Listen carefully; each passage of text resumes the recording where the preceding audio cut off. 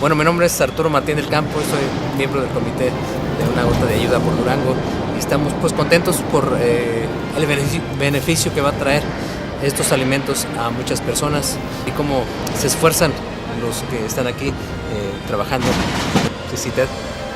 Pues les damos gracias a ellos por su gran esfuerzo que han cooperado también.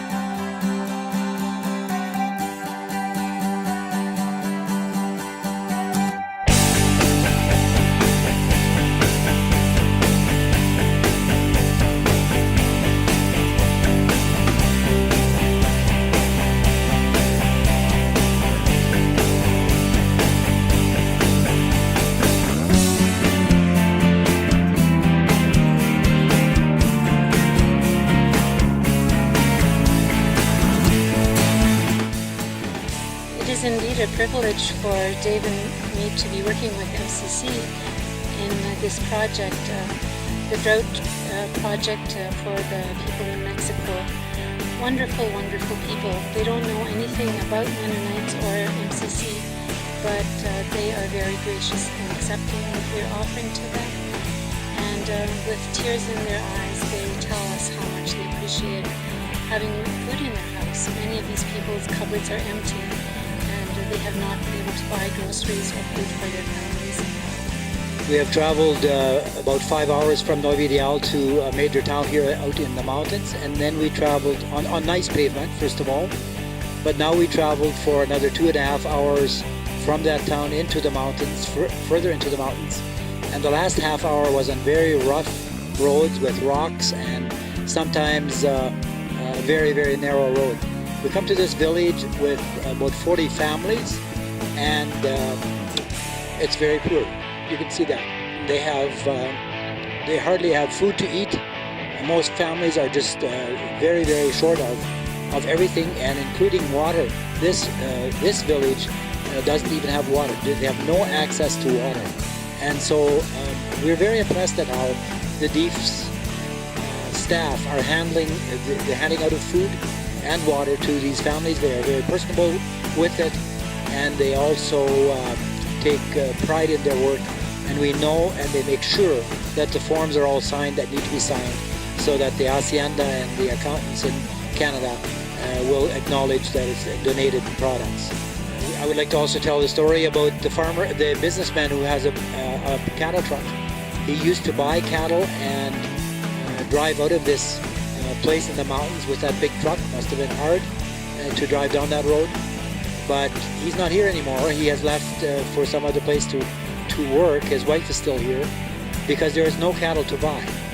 The other thing that we find here is that the government was paying 500 pesos if the farmer would sell his cattle before it died, and then it would be ground up for dog food or whatever. So the government is trying to help,